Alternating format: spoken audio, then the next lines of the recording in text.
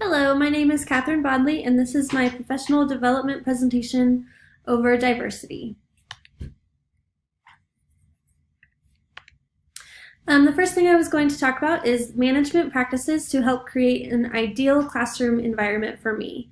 One thing I would do to start off, I would explicitly state my expectations for class behavior, and then I would use a reinforcement or reward system to encourage that good behavior.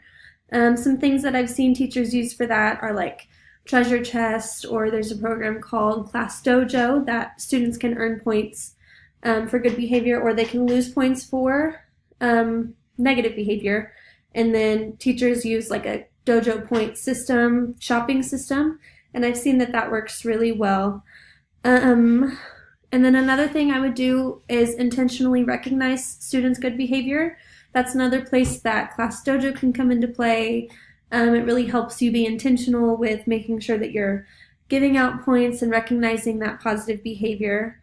And then another thing I think it's really good to think about is your positive to negative ratio. So at the school that I work in, they really push for teachers to have a 3-to-1 ratio. If a kid needs a higher ratio, then they'll go for that too, but they want at least 3 positive comments for every correction that you have to give a student.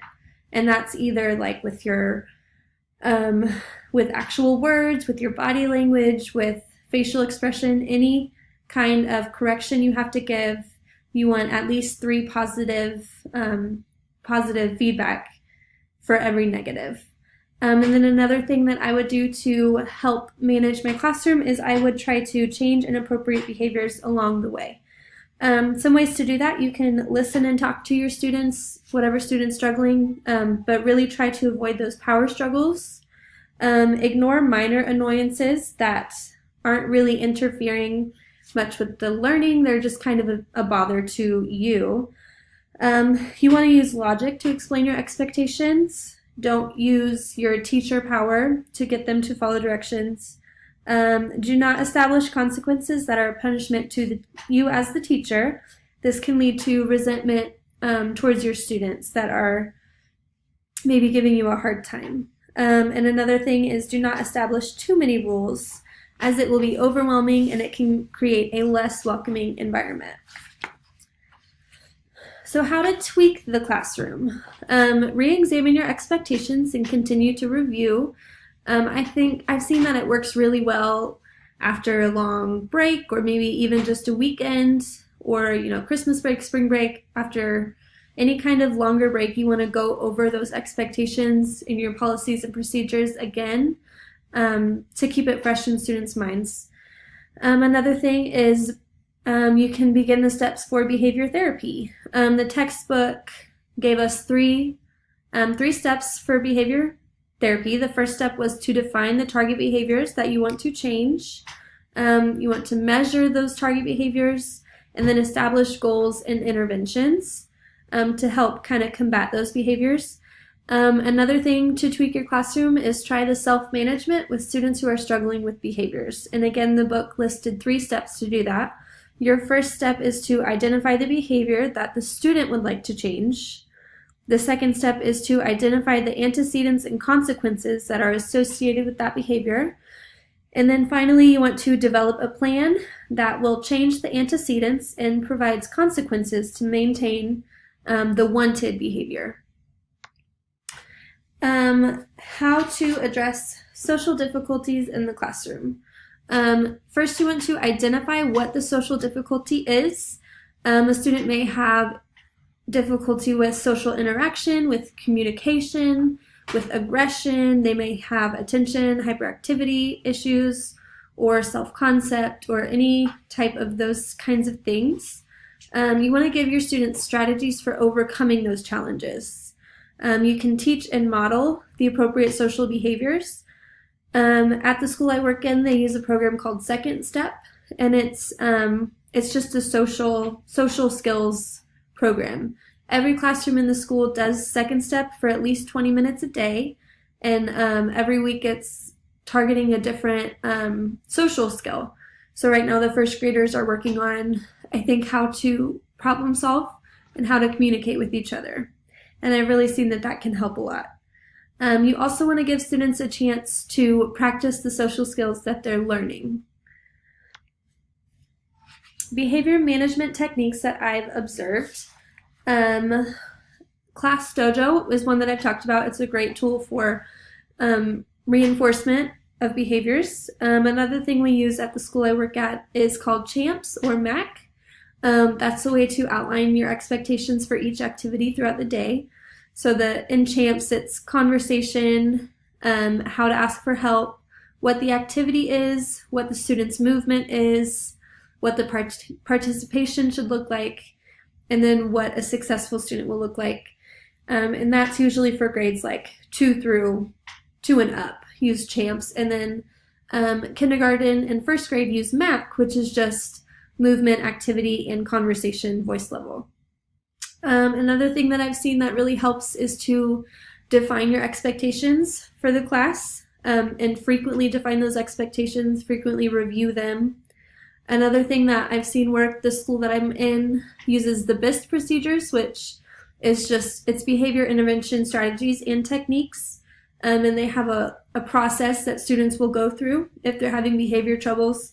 First thing they'll do is go to a safe seat, which is kind of like a timeout chair in the classroom, but they don't really like for it to be a timeout as much as more just a remove yourself to try to get in control.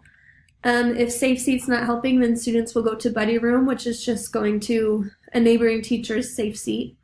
If buddy room's not working, then students will go to the recovery room, which at my school we're lucky enough to have a behavior intervention person on staff. So they'll go see one of those staff members if buddy room is not solving the problem. And then once they're done with the 3 steps, they have to work back through them to get back into the classroom.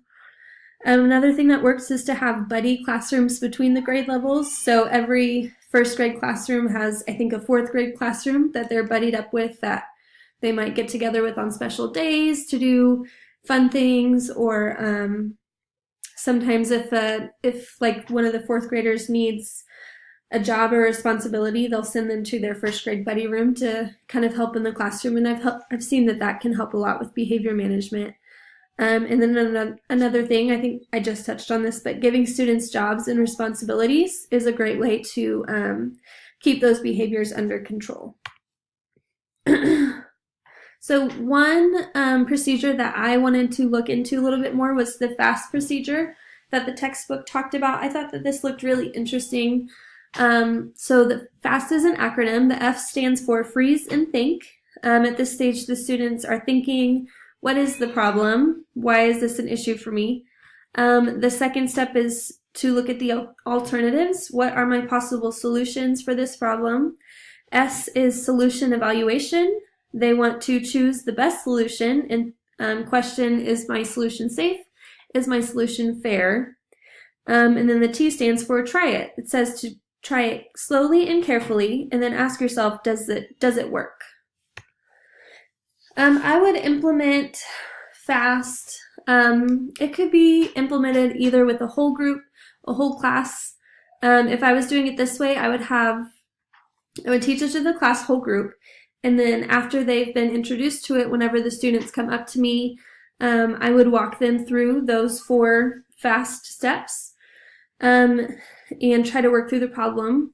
Once we've been practicing together enough, if students were still continuing to come up to me telling me that they're having issues with each other, I would ask them to go independently work through those steps and see if they can work it out without my supervision, so they can really work on those peer relationship skills. This could also be taught to small groups of students who are struggling with the same kind of issues. I think with a group of students, it would be good because they can kind of help to hold each other accountable for following through those steps and the procedures, especially with older kids who kind of more understand what's going on. They could keep each other accountable. If I was doing it with a small group, I would have them meet regularly to discuss maybe what's working with the program, what they're not loving with the program, what are their struggles, things like that. I would expect the FAST program to improve relationships among students. It would help to improve their communication skills. They would learn good coping and good problem solving skills. And then they would also learn how to cooperate with each other better. Okay, so I am now going to talk about how to arrange your instructional environment. Some activities for large group instruction to make it more effective. You want to give students a chance to share their ideas with their neighbors.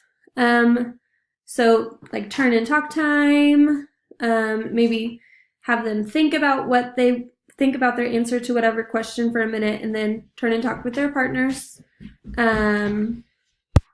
Another good strategy for making effective large group instructional times is to give students more personal manipulatives like whiteboards and markers, clipboards with paper, anything that they can use to help keep them engaged.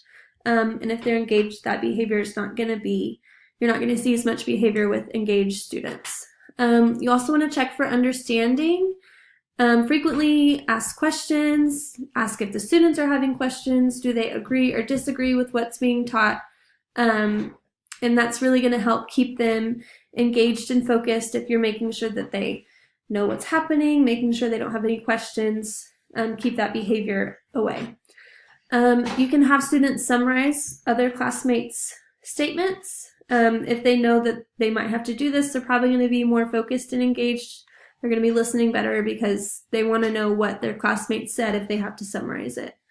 And then one final activity for a large group is you can give students lots of opportunities to practice the new skills that they're learning with feedback from their class. And then there's also some behavior management techniques and tips for large group instructional times. Again, you want to establish your guidelines, review them as needed, provide multiple opportunities for response. So call on 5 friends to share their answer or give them a chance to turn and talk to their partner. Keep them engaged so that they're not acting out. And then you also want to frequently tell your students what you like about their behavior. So maybe give yourself a goal to compliment one student every minute and a half or something. Make sure that you are recognizing when they're doing something good so that they'll want to continue doing those good things. How to arrange the small group instructional environment. Some activities for effective small group instructional time. Make your classroom schedule allow for daily small group instruction so the students kind of get in that routine. They know what to expect because they're doing the same thing every day. You want to use flexible small group instruction so you can address specific skills and needs so those students can be moving in and out of the group as needed. You also want to use student-led groups to reteach or practice previously taught skills if you feel like they're needing to go back and revisit. Some behavior management tips for small group instructional times. Establish and review expectations. Make sure that all students in the group can do the work and modify the work if it needs to meet instructional needs. That way they're not feeling too overwhelmed or they're bored, and then those behaviors start to show. And then a final thing, give students an opportunity to practice new skills with feedback. For the physical arrangement, you want to kind of keep the teaching area away from everything else. Student materials should be where they can easily get to them. Your teaching materials should be near to you. Timeout areas are away from the main traffic. Establish a procedure or a waiting area for students who are waiting for the teacher. That way they're not interrupting your teaching. Finally, some things I've observed that help in the classroom. Flexible seating is pretty popular at my school. The timeout areas are usually away from the other students in the teaching area. That way, if a student is in the safe seat, they're not going to be distracting or as distracting. Areas are clearly defined, so there's a clearly defined library, clearly defined workspace, clearly defined large group space, and then also students' personal space is clearly defined, so they know where all their things are, or they know where all their things should be, at least. That was my presentation. Thank you.